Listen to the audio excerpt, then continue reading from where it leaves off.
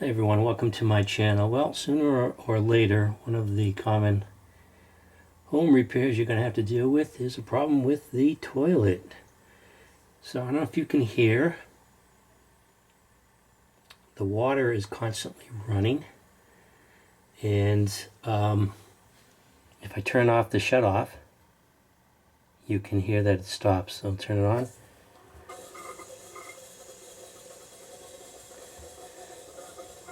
A little side note, it's a good idea to have a working shutoff.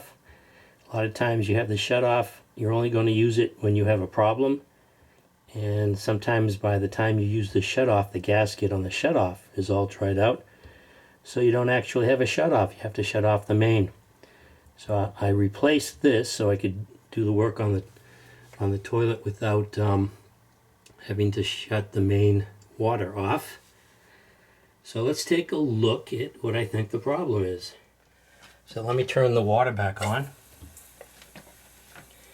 And it looks like this fill valve, I imagine there's something wrong with the gasket, or the valve itself in general is not shutting off when the water gets to level.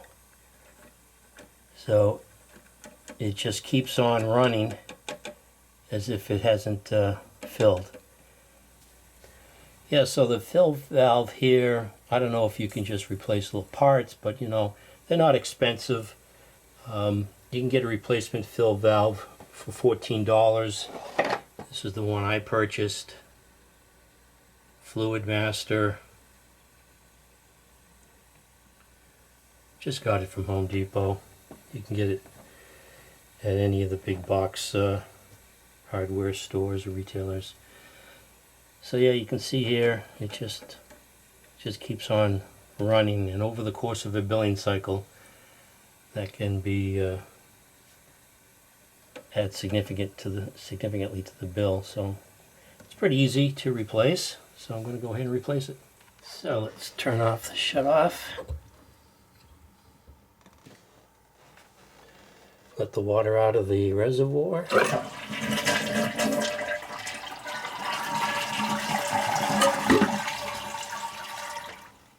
So it's good to have a bucket handy that can fit in here somehow.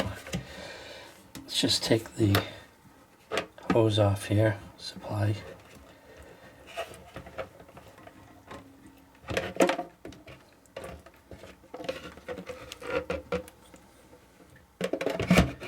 And underneath there's another nut here, plastic nut, that need to turn. It's clockwise if you're looking from the top, but of course it's counterclockwise. And I'll show you what it looks like. So this just lifts out, and you're going to get the water drained out. Just so happened that bucket is sandwiched between the base of the toilet and the supply hose there, so it's not moving. It worked out okay. So yeah, this is just, this gasket here presses up against the porcelain reservoir bottom, and then the plastic nut that I just removed goes on like this from the other side. This usually dries out. You can see the black on my fingers here. So to piecemeal this, you know, I might as well spend the $14 and replace the whole unit. So let's do that. So let's see what we have here. There it is. Pretty straightforward. Nice new gasket here. And you want this. This has a control, so you can control how much the reservoir is going to fill up. And you can adjust the height here. So I'm just going to put this in. So I'm just going to position this in place according to the directions. So I'll thread this wing nut from the other side.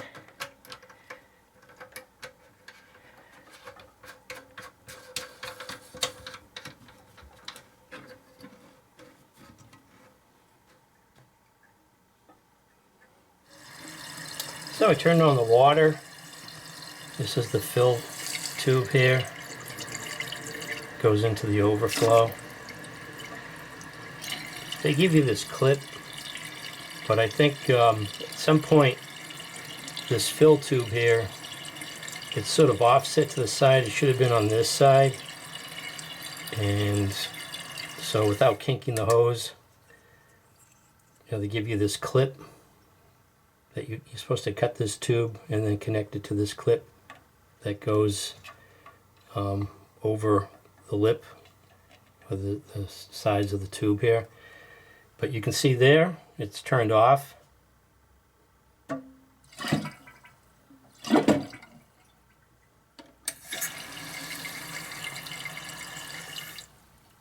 Yep, that was the problem.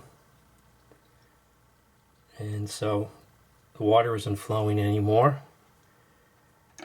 So that was a quick fix for my time and $14. So I'm sure it would have cost a lot more having a plumber do it.